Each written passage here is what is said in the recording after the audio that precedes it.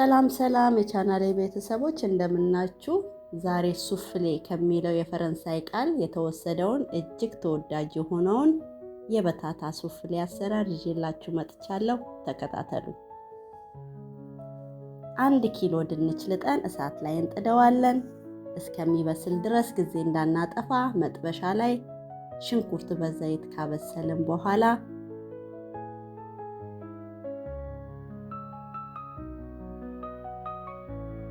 250 ግራም የተፈጨ ስጋ እንጨምርና በደንብ እናዋህደዋለን።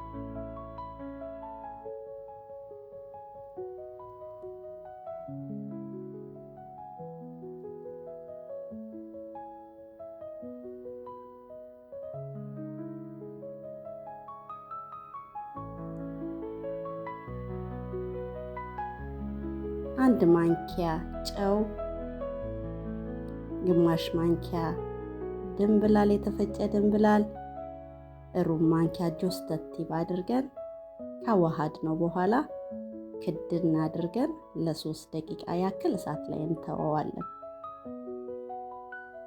እዚህ ጋር ድንቻችን በስሏል። ውሃውን እናጠነፍፍና ግማሽ ሻይ ማንኪያ የተፈጨ ድንብላል፣ 1 ማንኪያ ጨው፣ 1 ኩባያ ወተት፣ 1 የሾርባ ማንኪያ የገበታ ቅቤ አድርገን በደንብ እንፈጨዋለን።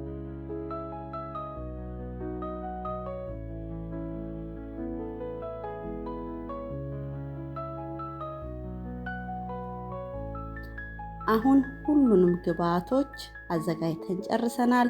በመቀጠል መጋገሪያ ፓትራችን ላይ ትንሽ ዘይት አድርገን ከቀባነው በኋላ የተፈጨውን ድንች እኩል ለሁለት እናካፍለውና ግማሹን እንዲህ አድርገን ከታች እንጠፈጥፈዋለን።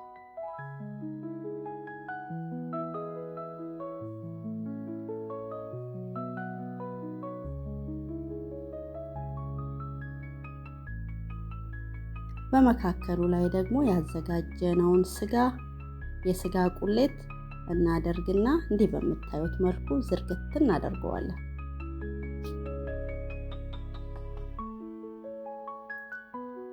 ከዛም ትንሽ ሞንዘሬላ ቺዝ በተን እናደርጋለን። እዚህ ጋር እንደ ፍላጎታችሁ ነው፣ ካልፈለጋችሁ አታደርጉ። እኔ ግን ትንሽ አድርጌበታለሁ።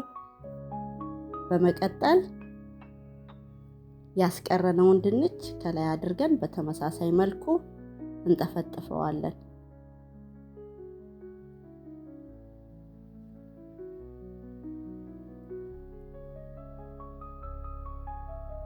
ከዛም አዘጋጅተን ወይም ገዝተን ያስቀመጥነውን ደርቆ የተፈጨ ዳቦ ከላዩ ላይ እንነሰንሰውና በ180 ዲግሪ ለ30 ደቂቃ ያክል ኦቭን እንከተዋለን።